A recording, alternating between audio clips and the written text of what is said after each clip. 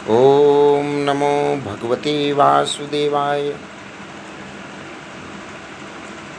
भगवान विष्णु और गरुड़ जी की वार्तालाप यमपुरी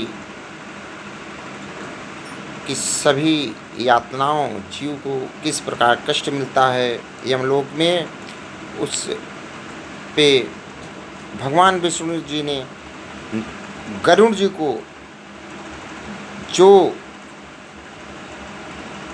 शिक्षा दी उसके विषय में जो बताया, यमपुरी के विषय में जो बताया, यम लोग उस पे पहुँचने के उस मार्ग में कितनी कठिनाइयाँ जीव को भुगतनी पड़ती है।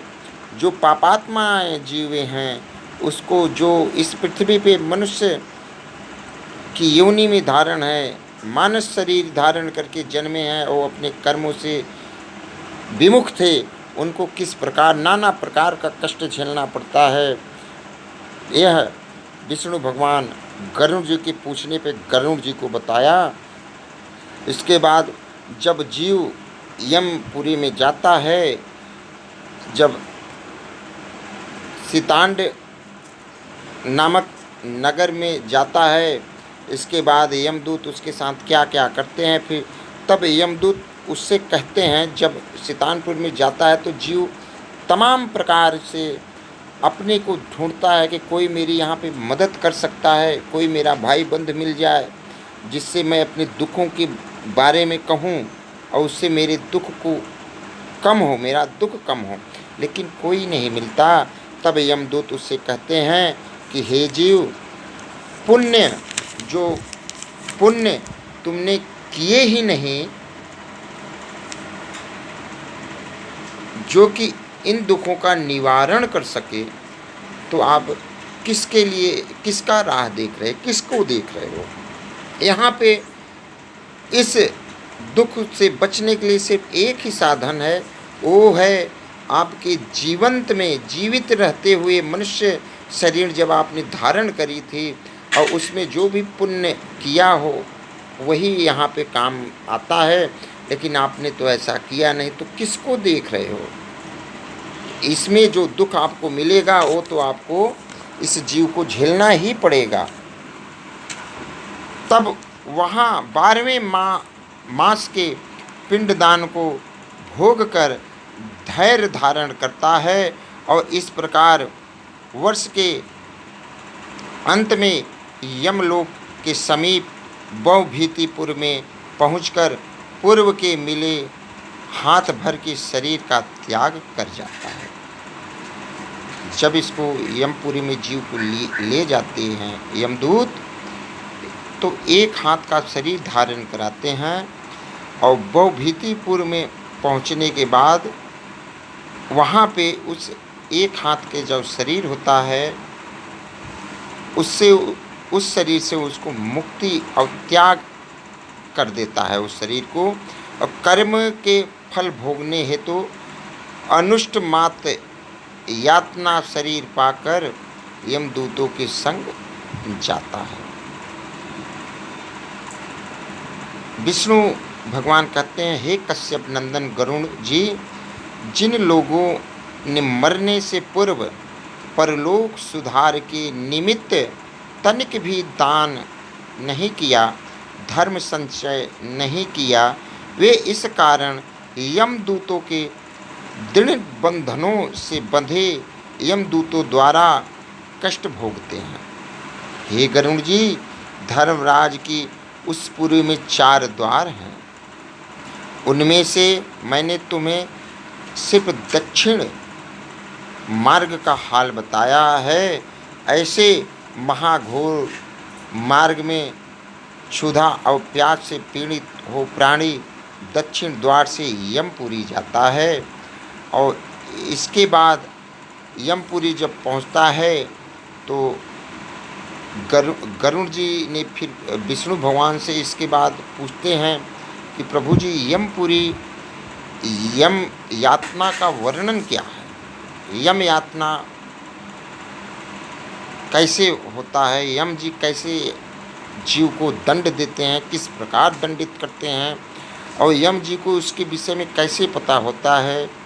तो यह सब सारी बातें विष्णु जी ने गरुड़ जी से कहा। जब गरुड़ जी ने पूछा कि हे भगवान, आप हमें यम यातना का वर्णन करिए, यम यातना के विषय में बताइए।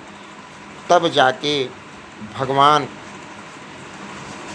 विष्णु जी ने यम यातना के विषय में बताया कि हे गरुड़ जी, जीव यम के मार्ग को पार करके यम लोक में, जब इन्होंने पूछा किस प्रकार जाते हैं, तो विष्णु भगवान ने उत्तर दिया कि हे गरुड़ जी, पहले मैं तुम्हें नरक के दुख सुनाता हूँ। नरक क्या होता है उसका दुख सुनाता हूँ, जिन्हें सुनकर तुम भी कांप उठोगे।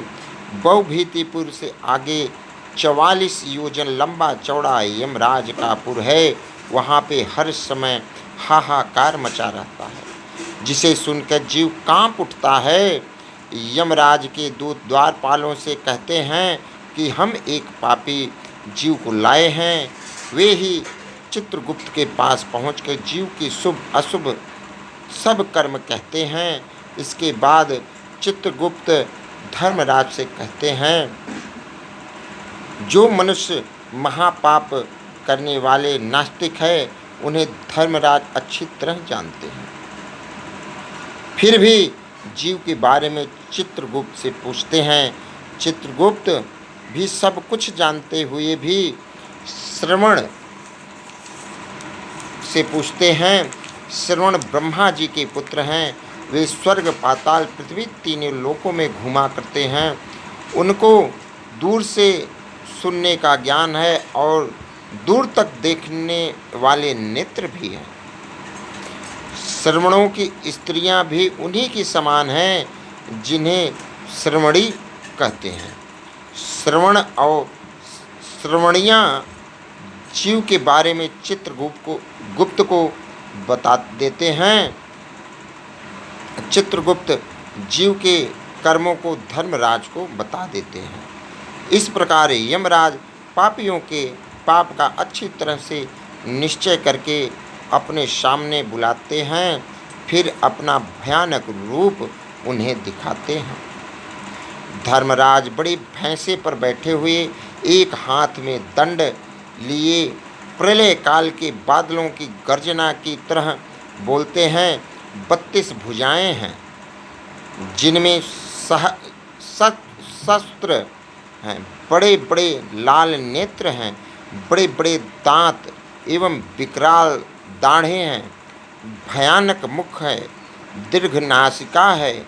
ऐसा यमराज का स्वरूप है। चित्रगुप्त का भी स्वरूप भी भयानक है और ज्वर, रोग एवं मृत्यु आदि उनके पास खड़े हैं तथा यमदूत भी उनके पास खड़े हैं। इस वातावरण को देखकर जीव डर से कांप जाता है।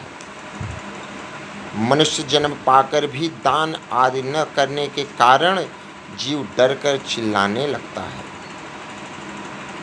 चित्रगुप्त अपना निर्णय सुनाते हैं। अरे दुराचारी पापियों, तुम अहंकारवश पाप रूपी धन इकट्ठा करने में लगे रहे। पापी लोगों की संगति में काम, क्रोध आदि कर्म करते रहे। फिर तुमने प्रसन्नता से पाप किए। जैसे तुम्हारे कर्म हैं, वैसे ही तुम्हारे फल भी होंगे। जो पाप तुमने किए हैं, वही पाप तुम्हारे दुखों के कारण है। तो यह चित्रगुप्त यमपुरी यम यातना के विषय में विष्णु भगवान जी ने गरुड़ जी को कहा था। और इसीलिए हे मनुष्य, आप सद्मार्ग पे चलें, कर्मों का संयम करें। कर्म अपना अच्छा करेंगे तो फल भी अच्छा मिलेगा। इसी के साथ जय श्री राम।